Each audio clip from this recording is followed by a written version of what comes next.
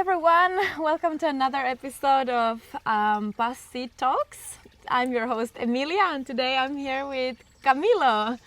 Who are you and what are you doing here? I'm so happy to be here. Thank you for having me. I am Camilo Russi and I accompany people who are experiencing any kind of grief.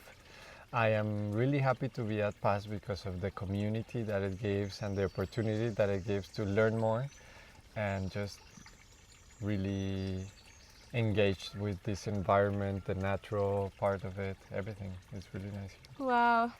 Yeah, we actually had a pleasure to take a workshop on grief with Camilo a few days ago, and it was just, I've never done anything like that. I've never really thought about needing a session on grief or even talking. I didn't even know that expert on grief exists. Yeah. So it was very interesting to see like you doing your work. But could you tell a little bit more, like what is what you do really? Yeah, so most people never really think they need any help or guidance with grief because it's death and grief are such taboo topics in society, and that was shocking for me in my personal life. So I began diving deep in this area. It's called actually thanatology because it's the study of death and grief, and it's a huge world. And when you dive into it, it's not complicated, but we never speak about it. Yeah. And because we never speak about it, it's unknown, and we fear the unknown.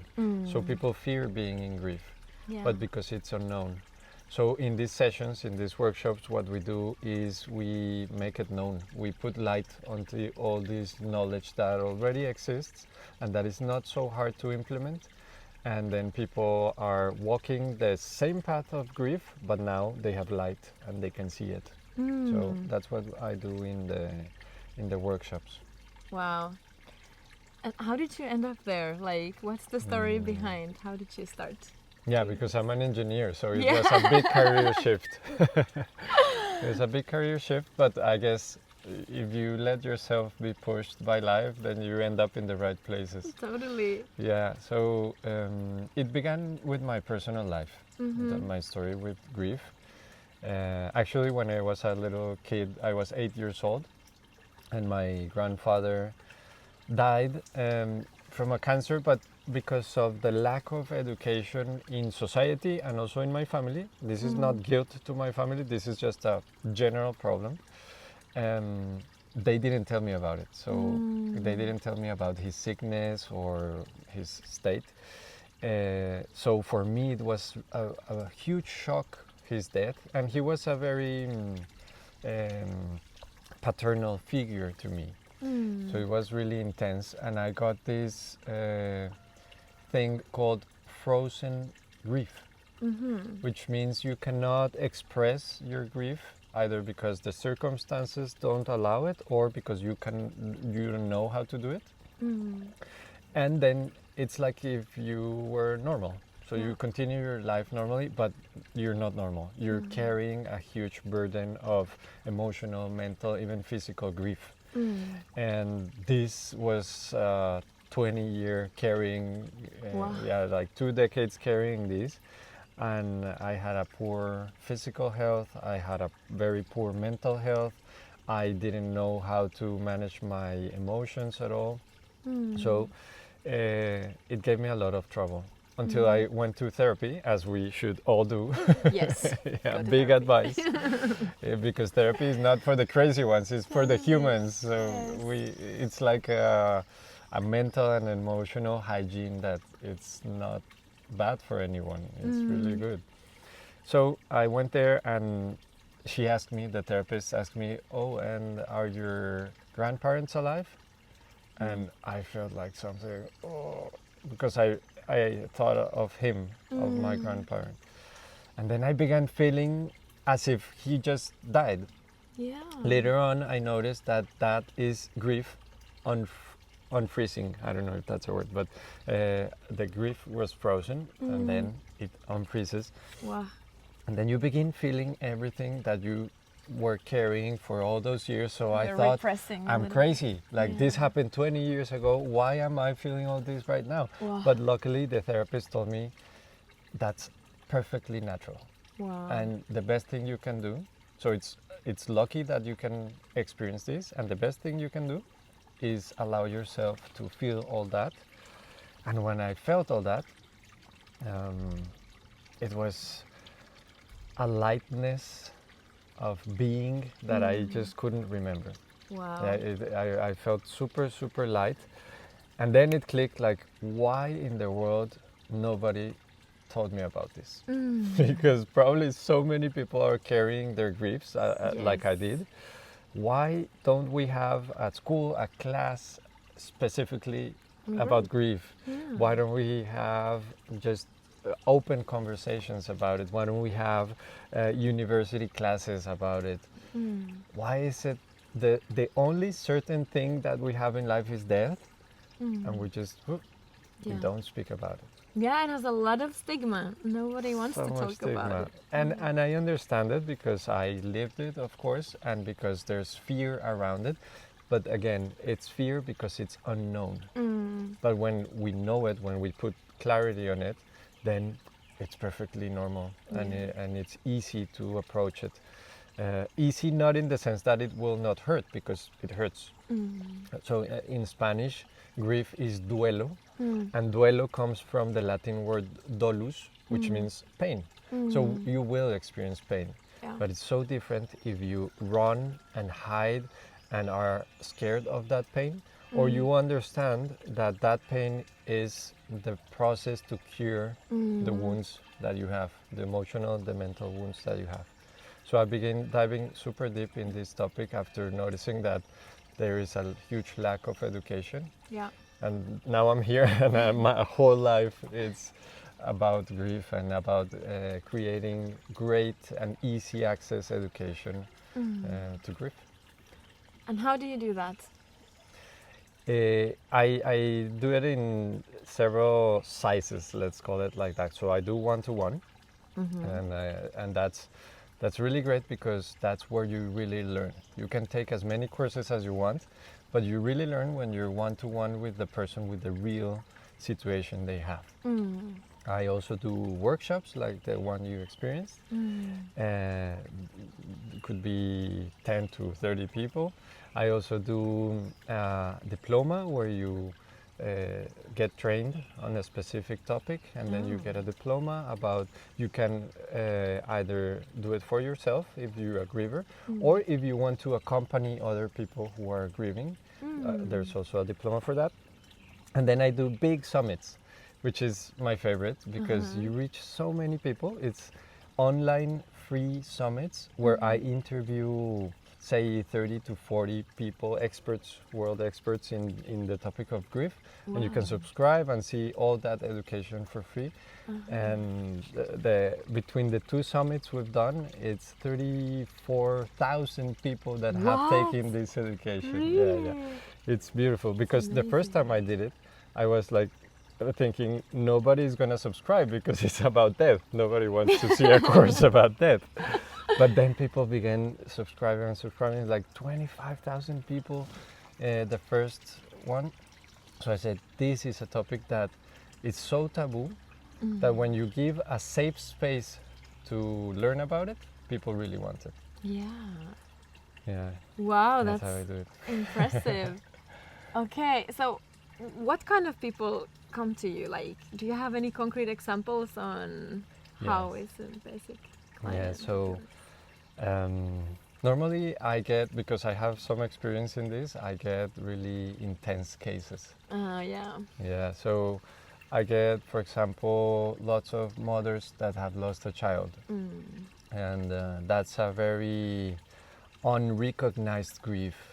They normally tell them really cruel things like, you need to go on and try again, and you're young, and it doesn't matter, or it was just some cells that you lost. So, but no, that grief is really true and intense. I also get lots of people who just turned widows. So their partner died, which is one of the more intense griefs. If it's a good partner, it's actually the most intense grief. Grief by really intense topics like suicide, like accidents, but then there's an important clarity is that grief does not arise only because of a physical death. So you can lose a partner, the partner is still alive, but you're split, you separate, you divorce, and that's a grief. Because the person was part of your identity, of who you are, of your day-to-day, and you lose that, that's a grief. A grief because of your health issues, for example. People who, for example, lose their sight or lose a limb or lose any physical capacity, which also when people are getting older, they begin losing more and more capacities. That's another grief. The migratory grief, I'm sure you have experienced some of that. I have too. It's really intense to change, even if you do it intentionally, to change to another country. And then you have really nice things, but also you miss home and you miss your family and you miss many things. So that's another grief. So basically anything that hurts for you is a grief. For you, not for society. It's not a standard. If it hurts you specifically, then you are allowed to grieve, which is a privilege. I shared in your workshop that I lost my dad 4 years ago, and what I did was what the society tells us to do, like move on, try to get rid of the grief and just like be strong, be strong, be strong, be strong. And you actually told us like, no, this is not the way of doing that. So how should we handle grief? Like, what should we do about it? Because it's very uncomfortable. Yeah. Well, that's one way to do it. But normally that way, I don't want to say it's bad. It's more tiring.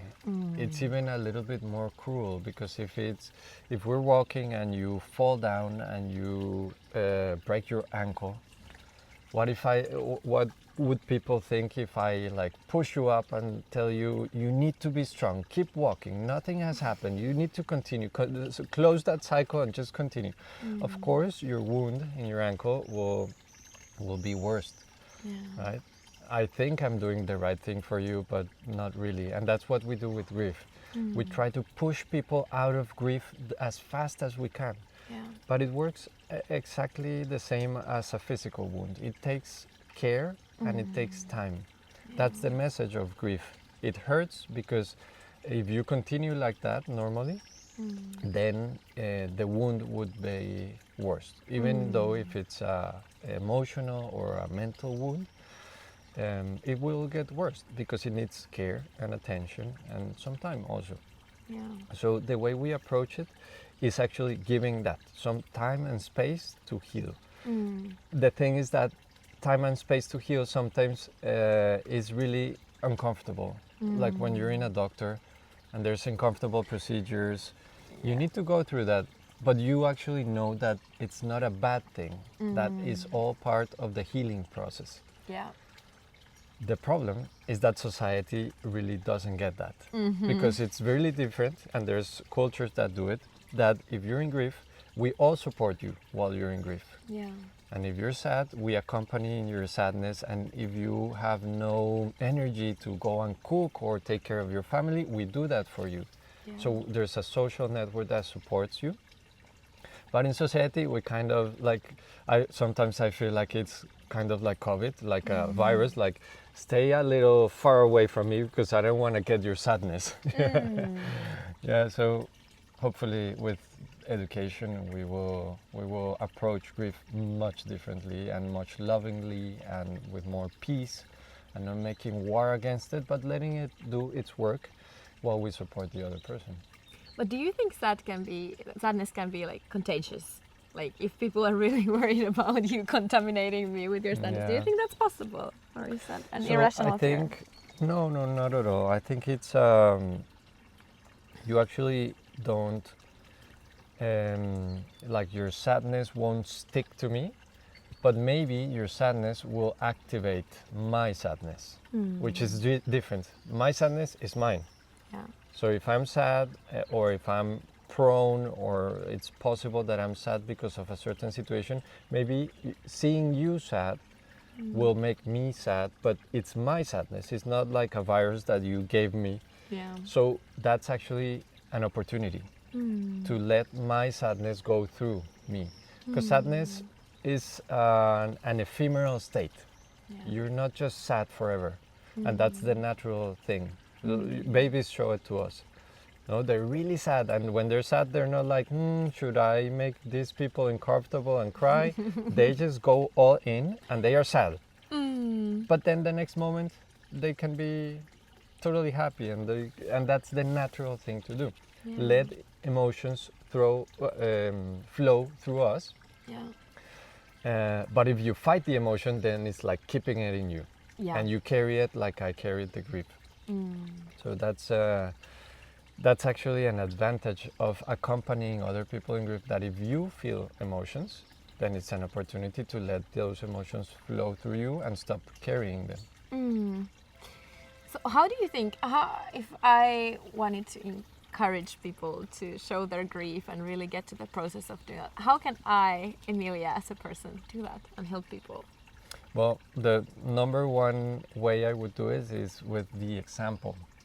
Because we can lecture everyone, but if we do something different, then it's not congruent. So that is an important thing to take into account with kids, for example. Yeah. You can try to tell them how to feel their emotions and validate their emotions and tell them it's okay to cry or to be angry.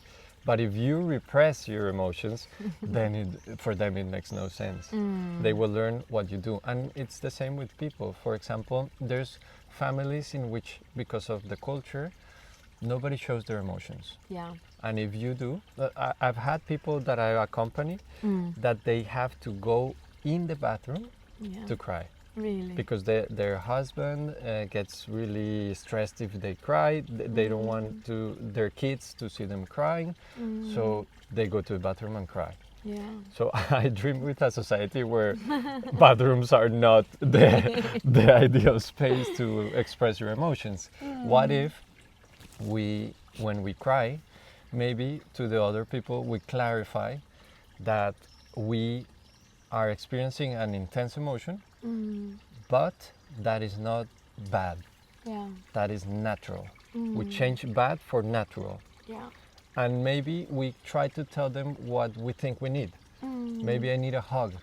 Yeah. I'm really sad. Can you help me with a hug to Yeah. go through the sadness, not against the sadness, but through the sadness?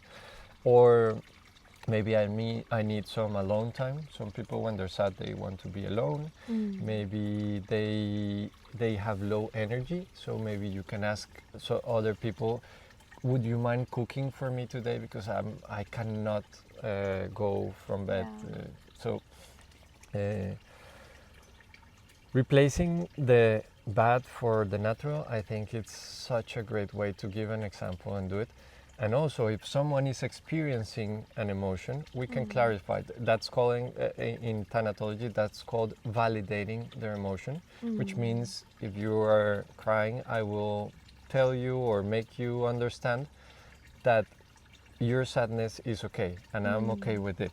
Yeah. And even if you're uncomfortable, it's not something to fight against, but we will go through it together. Yeah, yeah. And what about in society, now that, let's say, especially here in Europe, I really think that death, like I said, has a huge stigma, and it's something we don't want to talk about. And also sadness, I mean, like, for example, showing sadness at your workplace. When my dad died, I worked normally. I didn't tell anyone. I was like, okay, I can pull through. I just have these 4 meetings. I will do it, and then I can cry later, but I'm not going to share this with anyone. If we acted differently, if your ideal society, the one you just described, would happen, how would we benefit from that?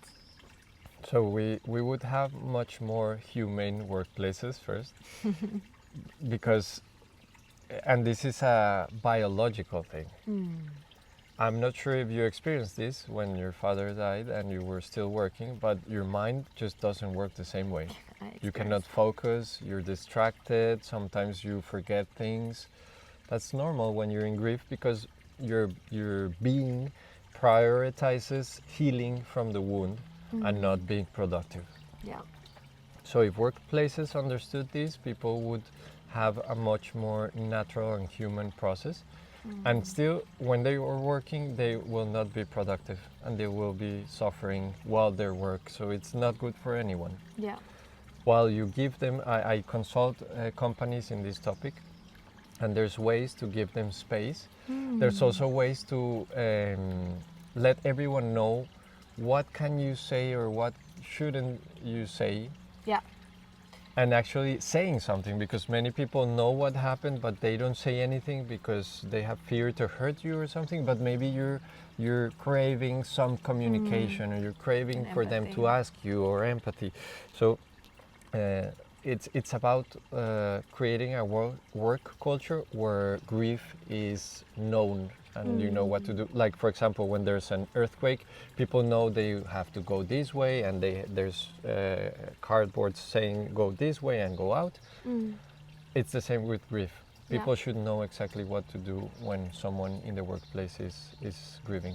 Yeah, it's amazing, as bringing us back here where we're at right now in pastoral co-living, we have a lot of people who are going through processes. I think we all sometimes even end up doing like group therapy here, because everyone just go through processes throughout life. And I really feel like here in this place, in this particular co-living that we share, it's a lot more allowed to have feelings and a lot more normal to actually talk about them and to share and to really like empathize and talk about it. But it's like sometimes I wonder like how to bring this that we have here in our little bubble to the outside world, because I've been here in pastoral co-living for nearly 6 months, and the change that I notice in myself it's brutal, like we would say brutal in Spanish. It's huge. And then just like realizing how much really your surroundings can impact you. And also in this, I don't know, I want to ask, like, if you've been here for a week now, have you felt this, and do you see what I'm talking about? Yes, because I do many of these workshops that you experienced, and it takes a while until people open. You know, it takes some much more dynamics and safe spaces. And here people were opening, starting with you, were opening right away, right? So that speaks greatly about this community, because you know, I think an amazing community is where you can be yourself. Yeah. Which is, and you can be yourself doesn't mean that you have to agree with everyone, but that everyone respects your way of being. And they build on it. They don't like push you and try to frame you like most societies do, like you need to be like this, and like this, professionally, emotionally, physically, everything. Here, I feel like you can be yourself, and that's such a relief. I know. You can take all of your masks and be yourself, and that's I think that's the biggest advantage of this community. Yeah. Why do you think that is?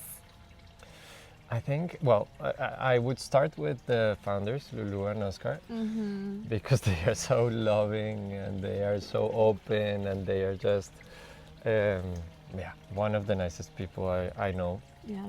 They live them themselves, and they also set up the space in such a way that people can meet.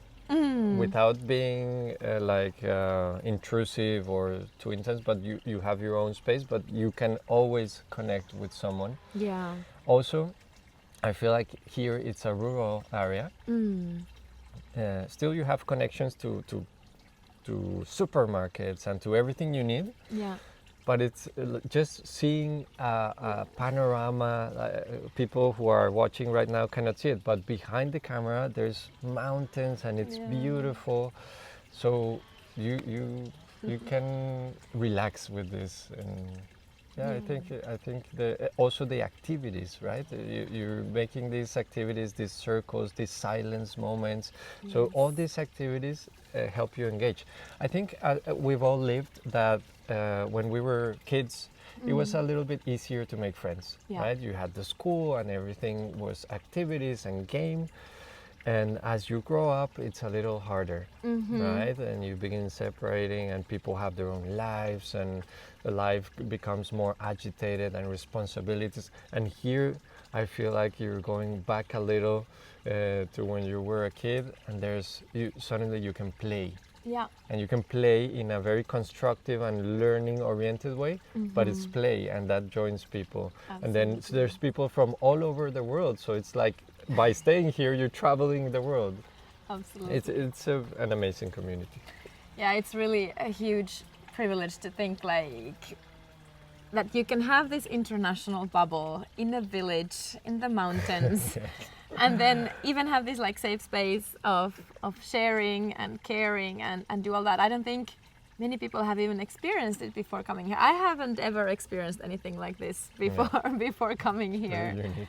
And you refer to the awakening circles that we do. I feel like that's been very important thing for me, like in my own processes, like have this 1 hour of silence and really like meditating, and then having the sharing moment after and reading. We always read a text on a particular topic, and then we talk about it, and people reflect on their own feelings, and maybe very often actually on their own trauma as well. Then the conversations might go from a very surface level to a very, very deep stuff that they're going through in their lives. And I think that's one of the biggest things as well, because then you end up growing together and really like empathizing with each other.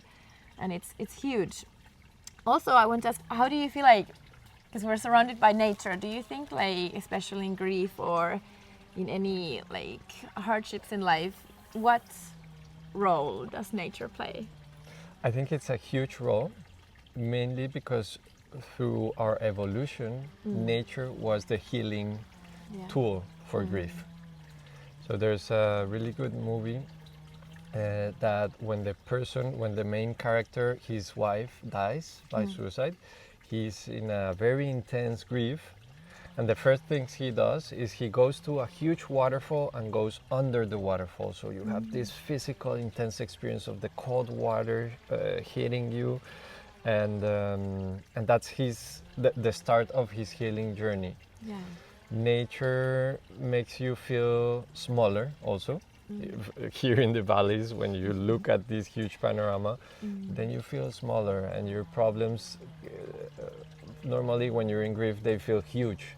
Yeah. So when you feel smaller, it's a nice contrast of saying, okay, maybe this is a good thing. Also, when nature gathers people, that's really important, because the people who normally engage in nature have a nice connection to life and to earth.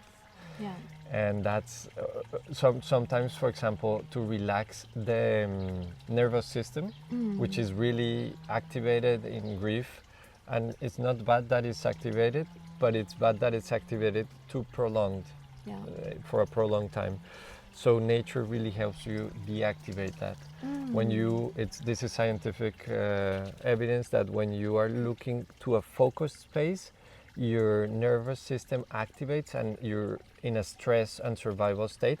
But when you look to a wide panorama, then you are in a relaxed and recovered state. Yeah. This comes from the evolution when if there's a tiger, you really focus on it. And if there's no tiger, then you can watch the whole panorama and you're relaxed. And so nature has so many things that will help you. The grounding, just walking barefoot in the grass, will help your body relax. The water will help your body relax. So nature is huge. It's very important, which in cities, it's a little bit hard sometimes to get it. But here it's everywhere. I mean, behind us there's a water flow of water you can drink directly from the mountain. So it's beautiful here. Yeah. It's amazing. Yeah, truly. I've noticed it as well. And the fact that we live in cabins. I mean, in cabins, you just open the door and basically you're in the nature as well. Yeah. It came to my mind. My cabin's name is Amor, and it's like one of the core values of pastoral co-living as well. And then there's one is called joy, and one is generosity, and then there's peace, and then humildad. How do you say? Humility. Yeah, humility.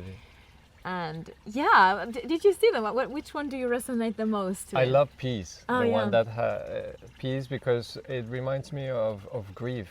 We've been so in war with grief that Yeah. we cannot let it do its work, which is healing us. Mm. We normally perceive grief as the enemy, as something Yeah. bad. We need to leave it behind, overcome it fast. Yeah. But it's like telling the doctor that is want to heal you, like, you're my enemy, don't touch me. But the doctor is trying to heal you. Of course, it will do procedures that will hurt probably, but he's trying to heal you. Yeah. That's exactly the process you need to go through. So peace, the name of this cabin. Yeah. If can just imagine if we were at peace with our natural processes, which grief is one of them. Society would change completely. Yeah. Of course, culturally, I'm not sure here in Spain, but in the country I live in, Colombia, if you're a warrior, you're good. If you're strong, you're good. If you make front to intense things, you're good. It's like everything is war. People don't see it because it's so integrated in culture, but the world would be totally different if we approach with peace, which doesn't mean the absence of conflict. It means you can approach conflict in a peaceful way, which is really different. Yeah. Oh, I love that. I forgot service. We also have service as one of the cabin's names and the core values, and it brings me to think like also a little bit like what we talked about, the atmosphere here, and also the energy that Lulu and Oscar and the people here are like transmitting to others is like serving others and really doing simple acts of kindness to other people.